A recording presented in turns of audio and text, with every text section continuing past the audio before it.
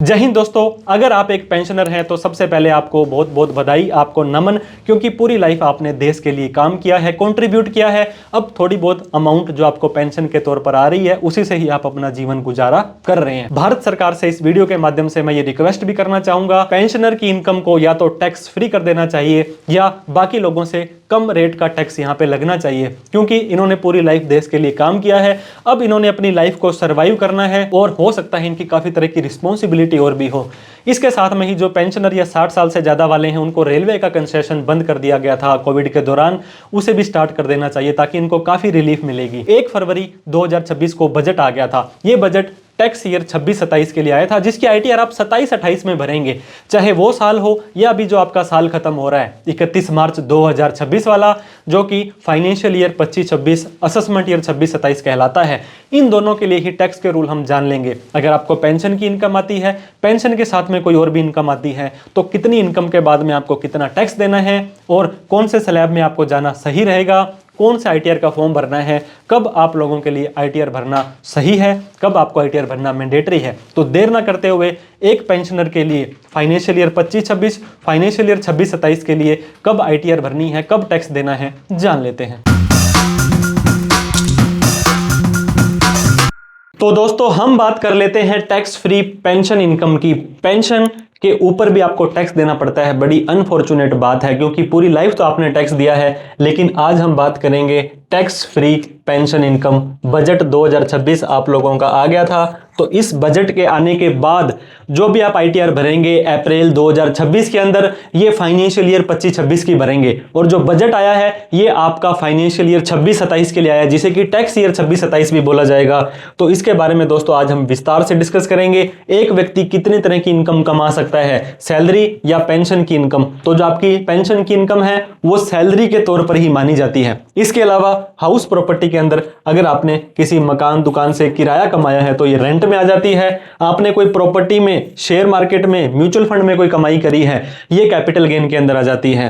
Business and profession, PGBP के अंदर कोई सेल करते हो, सर्विस करते हो, इंट्राडे एफ&ओ में अगर आपने कोई काम किया तो इसके अंदर आ जाएगा। इन चारों के जो अंदर नहीं आया वो इनकम फ्रॉम अदर सोर्स के अंदर आ जाएगा। एफडी का ब्याज, सेविंग का ब्याज, इंटरेस्ट वगैरह की इनकम आपकी यहां आ जाने वाली है। तो हर एक इनकम के हिसाब से अलग अलग टैक्स के रूल होते हैं। हम आईटीआर के फॉर्म भी इनकम के हिसाब से ही भरते हैं। यूजुअली आईटीआर 1, 2, 3 और 4 तक ही एप्लीकेबल होता है। ये 5, 6, 7 दोस्तों ये कंपनीज का, फर्म का, उन लोगों का होता है। आप एक सीनियर सिटीजन हैं, आप किसी भी तरह की इनकम कमा लोगे तो 1, 2, 3, 4 में से ही आपको सेलेक्ट करना है। उसके बारे में भी डिस्कस करेंगे। अभी आपका जो साल खत्म हुआ है दोस्तों 1 अप्रैल 2025 से 31/3/2026 वाला साल खत्म हुआ है। अब इसे क्या बोलते हैं हम, इसे फाइनेंशियल ईयर बोलेंगे। कौन सा? 25-26। और जब आप इसकी आईटीआर भरेंगे तो ऊपर असेसमेंट ईयर 26-27 लिखा आने वाला है।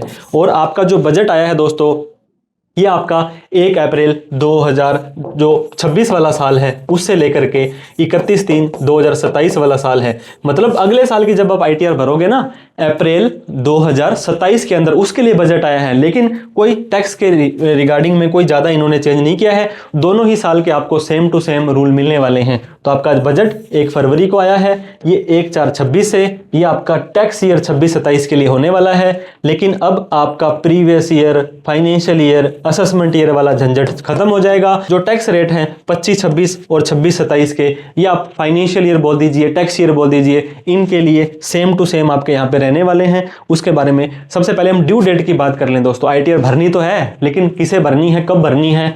तो आपकी आईटीआर जैसे ही 31 मार्च आपका खत्म हो जाएगा, आप लोगों की अप्रैल से ही आईटीआर फाइलिंग स्टार्ट हो जाती है। तो आपको दोस्तों आईटीआर भरनी है और आपको टैक्स देना है 31 जुलाई से पहले पहले। अगर आप आईटीआर 1 या आईटीआर 2 का फॉर्म भरते हो, सैलरी पेंशन वाले यहां आ जाते हैं, लॉन्ग टर्म शॉर्ट टर्म वाले यहां आ जाते हैं। अगर आपने कोई बिजनेस की इनकम करी, इंट्राडे, एफ&ओ, कोई भी सेल करते हो, तो आप लोगों के लिए 1 महीने का एक्स्ट्रा टाइम दे दिया है। अब आप 31 अगस्त तक भर सकते हो। फिर भी भरना भूल गए हो तो 31 दिसंबर तक भर सकते हो। और एक बार आपने आईटीआर भर दी, उसको चेंज करना चाहते हो तो उस आईटीआर को आप दोस्तों 31 मार्च तक चेंज कर सकते हो। पूरा का पूरा 1 साल का टाइम आपको मिलने वाला है।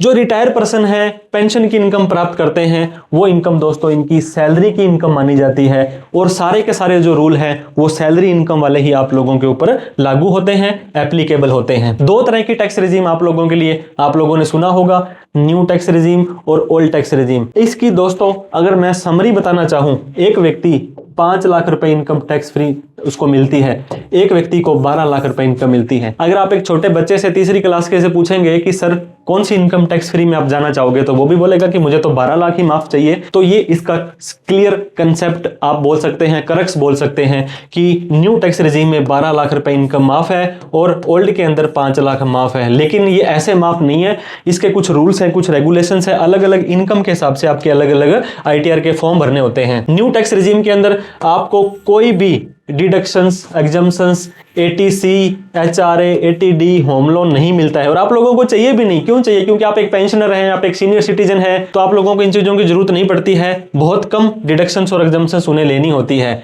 अब दोस्तों अगर हम बात करें ओल्ड रिजीम के अंदर, ओल्ड रिजीम के अंदर एक व्यक्ति जो 60 साल से लेकर के 79 ईयर तक का है उसकी टैक्स फ्री इनकम 3 लाख रुपए है। इसको हम बेसिक एग्जम्पशन लिमिट भी बोलेंगे। ये जो लिमिट है ये ITR भरने की लिमिट है। तो ओल्ड में जाना चाहते हो 3 लाख से ऊपर इनकम होने पर ITR भरनी पड़ेगी। 3 लाख से 5 लाख पर 5%, 5 से 10 पर 20 और 10 लाख से ऊपर 30% का टैक्स देना है। जितना भी टैक्स बनेगा उस पर 4% additional health and education cess देना है। ये जाने हेल्थ पर और एजुकेशन पर पैसा यूज होता है नहीं होता है, लेकिन आपको देना पड़ेगा। अगर आपका 1 लाख रुपए का टैक्स बनता है तो दोस्तों आपको 1,04,000 रुपए का टैक्स देना पड़ेगा। आप सिंपल सा फंडा इस चीज को समझ लीजिए। तो ये आपका टैक्स आ गया दोस्तों। अगर आपकी उम्र 80 साल से भी ज्यादा है तो आप लोगों के लिए 5 लाख रुपए की बेसिक एग्जम्पशन लिमिट है। मतलब 5 लाख रुपए तक आप लोगों को ITR भरने की जरूरत नहीं है और जो टैक्स है 5 लाख के बाद 10 लाख तक 20% और उससे ऊपर 30% का देना होता है अगर आप जाते हैं ओल्ड रिजीम के अंदर। अब हम बात कर लेते हैं न्यू टैक्स रिजीम की। दोस्तों न्यू टैक्स रिजीम के अंदर 4 लाख रुपए तक आपको जीरो टैक्स देना है। सर आप गलत बता रहे हैं, इनकम टैक्स के अंदर तो हमने सुना था 12 लाख रुपए माफ हो गया है, लेकिन ये माफ हो गया है, ऐसे माफ नहीं हुआ है। ये जो 4 लाख रुपए है ये आपकी बेसिक एग्जम्पशन लिमिट है। अगर आप न्यू टैक्स रिजीम में जाना चाहते हैं 4 लाख रुपए या उससे ज्यादा इनकम है तो आप लोगों को ITR भरनी जरूरी है। आपका टैक्स बनता है नहीं बनता है, आपका TDS कट गया है, मैटर नहीं करता है। 4 लाख से 8 लाख पर आपको 5% का टैक्स देना है जो कि कितना हो जाएगा 20,000 रुपए। अब आपका 8 लाख से 12 लाख पर जो टैक्स बनता है वो हो जाएगा 40,000 रुपए। तो इस हिसाब से आगे टैक्स आपका ये देखिए 15, 20, 25, 30 चलता रहेगा। आप लोगों को 60,000 रुपए का टैक्स देना है जिस व्यक्ति की इनकम 12 लाख रुपए तक आ जाती है। लेकिन इनकम टैक्स ने आप लोगों को एक राहत दी है कि जिस व्यक्ति की इनकम 12 लाख तक है उसको 87A सेक्शन होता है, उसकी छूट मिल जाएगी। ये कितनी छूट मिलेगी? 60,000 रुपए तक। तो आपको 1 भी रुपए का टैक्स नहीं देना है। स्टैंडर्ड डिडक्शन आपको न्यू रिजीम में 75,000 की मिलेगी। दोस्तों अगर आपकी पेंशन की इनकम 12,75,000 तक है तो इसके अंदर 75,000 रुपए तो आपको माफ हो जाएगा, आपकी इनकम रह जाएगी 12 लाख रुपए। 12 लाख पर आपको 60,000 रुपए का टैक्स देना होता है, लेकिन 87A कहता है कि आपका 60,000 रुपए हम माफ कर देंगे। मतलब कोई भी टैक्स आपको नहीं देना है अगर आपकी इनकम 12 लाख तक आ जाती है। सारी की सारी डिडक्शन, सारी की सारी एग्जम्पशंस को लेने के बाद तो आपके लिए ये अच्छी बात रहने वाली है। अब दोस्तों न्यू टैक्स रिजीम के अंदर आपकी टैक्स फ्री इनकम की एक कैलकुलेशन करके बता दूं। आपको पेंशन आ रही है, सेविंग का ब्याज आ रहा है, FD का ब्याज आ रहा है और जितनी भी किराए की इनकम आ रही है उस पर 30% की डिडक्शंस आपको वैसे ही मिल जाती है। ये ओल्ड में भी मिलेगी और न्यू में भी मिलेगी। मान लीजिए आपको 1 लाख रुपए किराया आ रहा है तो सरकार कहती है 30,000 रुपए तो इसमें सीधी छूट ले लो, आपकी इनकम में हम 70,000 रुपए ही जोड़ने वाले हैं। तो इस चीज का ध्यान दें। तो 12,75,000 रुपए टैक्स फ्री है। 12,75,000 में से 75,000 की स्टैंडर्ड डिडक्शन, 12 लाख तक का जो टैक्स आएगा वो 60,000 रुपए आता है। इनकम टैक्स का सेक्शन 87A कहता है वो हम आपका माफ कर देंगे, लेकिन ITR भरनी जरूरी हो जाएगी। दोस्तों मैंने आपको बता दिया 4 लाख से ज्यादा इनकम है तो 4 लाख रुपए लिमिट आपकी ITR की है और 12 लाख रुपए की लिमिट आपकी पेंशन इनकम की है। तो ITR भरनी है और आपको कोई भी डिडक्शंस और एग्जम्पशंस लेने से पहले ये 4 लाख रुपए की लिमिट देखनी है कि आपको ITR भरने की इनकम की लायबिलिटी आती है या नहीं आती है। तो टैक्स फ्री इनकम ईयरली कितनी होगी दोस्तों? अगर आप न्यू टैक्स रिजीम में जाते हो 12,75,000 रुपए तक आपकी नॉर्मल इनकम आ जाती है तो आपको 1 भी रुपए का टैक्स नहीं देना है। इस चीज का मेक श्योर करना है, ध्यान देना है। अब दोस्तों एक एग्जांपल मैं आपको देना चाहूंगा। एक व्यक्ति था जिसकी 11,30,000 रुपए की पेंशन की इनकम आ रही है, रेंट की इनकम आ रही है 1 लाख रुपए, एफडी का ब्याज, सेविंग का ब्याज आ रहा है 75,000 रुपए। तो इस व्यक्ति की दोस्तों टोटल इनकम 13,05,000 रुपए हो गई। इसको भी हम टैक्स फ्री करके दिखाने वाले हैं, क्योंकि आपने तो सर 12 लाख ही माफ बताया था, यहाँ पे 13,05,000 रुपए तक इनकम आ जाती है तो भी आपको टैक्स नहीं देना है, क्योंकि पेंशन की इनकम में ये 75,000 की स्टैंडर्ड डिडक्शन मिलेगी, रेंट की इनकम में ये 30% की छूट मिलेगी। तो ये सारा का सारा जोड़ते हैं हम, अगर 75,000 घटा करके 30% घटा करके तो आपकी इनकम 12 लाख ही आ जाती है। और 12 लाख रुपए तक की इनकम पर जो टैक्स बनता है 60,000 रुपए, ये इनकम टैक्स का सेक्शन 87A आपका माफ कर देगा और आपको 1 भी रुपए का टैक्स इस इनकम पर नहीं देना होगा। अब बात करते हैं दोस्तों ग्रोस टोटल इनकम। आपकी ऐसी इनकम जो आईटीआर भरने के लिए आती है वो है 4 लाख रुपए। आपकी टैक्सेबल इनकम जो आती है दोस्तों वो आपकी आ जाती है 12 लाख रुपए, जिसको टैक्स देना है, और टोटल इनकम आ जाती है आपकी 13,05,000 रुपए। और टैक्स पेबल आपका इस एग्जांपल में 0 आ जाएगा। हो सकता है आपकी पेंशन अलग हो, शेयर मार्केट से आपने काम करना हो, तो अगर आपका भी ऐसा कोई केस है, अलग अलग तरह की इनकम आ रही है, तो आप हमें कॉल करें, मैसेज करें या कमेंट बॉक्स में पूछ लें कि सर मेरी इतनी इनकम आ रही है तो मुझे कितना टैक्स लगेगा। और वहीं पर अगर आप शेयर मार्केट के अंदर लेन देन करते हैं तो वहां पर भी आपको 2 तरह से आप काम कर सकते हैं दोस्तों। शेयर मार्केट की इनकम में अगर आप लॉन्ग टर्म शॉर्ट टर्म में काम करते हैं तो ये 12 लाख रुपए की लिमिट आपको माफ कीजिएगा नहीं मिलने वाली है। लॉन्ग टर्म कैपिटल गेन क्या होता है? अगर शेयर या म्यूचुअल फंड को 12 महीने से ज्यादा रख करके बेचते हो तो 1.25 लाख रुपए तो आपका माफ होता है, लेकिन 4 लाख रुपए की सारी इनकम को मिला करके ही उसके बाद 1.25 लाख रुपए और माफ होता है, और उसके बाद 12.5% का टैक्स देना है। और किसी भी शेयर को 1 दिन से ज्यादा लिया, डिलीवरी में लिया, होल्ड किया और उसको 12 महीने से पहले बेच दिया, ये शॉर्ट टर्म कैपिटल गेन है, इस पर आपको 20% का टैक्स देना है। तो मतलब यहां पर आपको 12 लाख रुपए तक की इनकम टैक्स फ्री नहीं होने वाली है। यहां पर भी एक आपको मैं और बता दूं दोस्तों, शेयर मार्केट में अगर आपने F&O के अंदर काम किया या इंट्राडे के अंदर काम किया और यहां पर आपकी इनकम होती है, ये बिजनेस की इनकम कहलाती है, ये 12 लाख माफ है।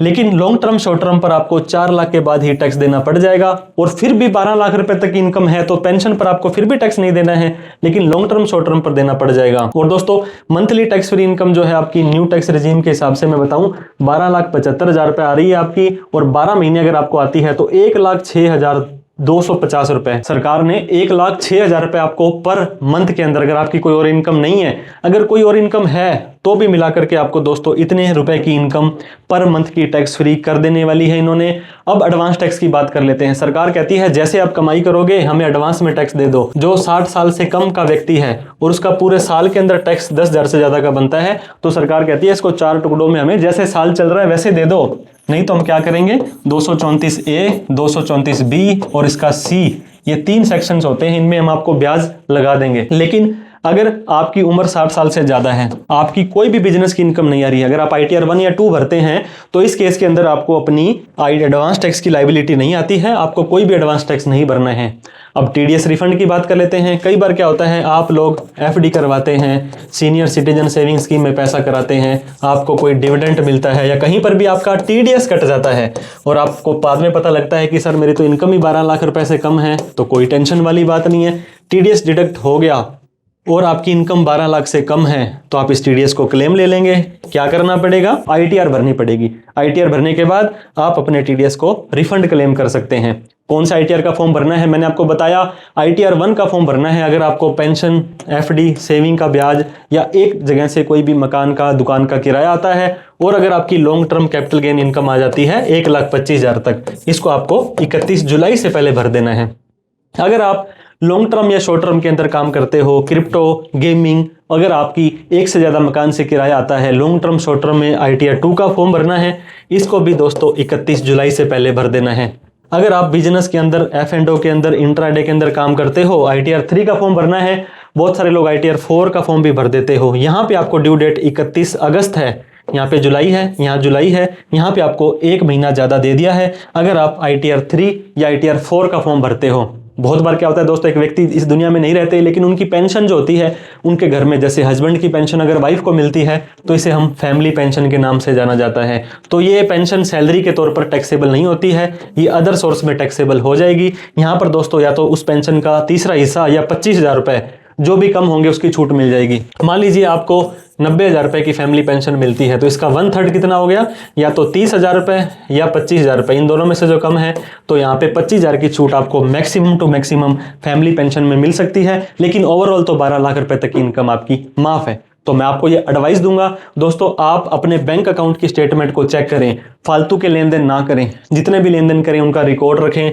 जैसे आपका साल खत्म हो जाता है, कब खत्म होगा, 31 मार्च 2026 को, तो अप्रैल और मई अगर आप रुक जाएंगे तो एक बार जून और जुलाई में मेरे कहने पर दोस्तों आपको अपना AIS, TIS और फॉर्म 26A चेक करना है, क्योंकि यहाँ पर बहुत तरह के ट्रांजेक्शन्स जो आपने अपने पैन कार्ड के अगेंस्ट में किए थे शो करते हैं।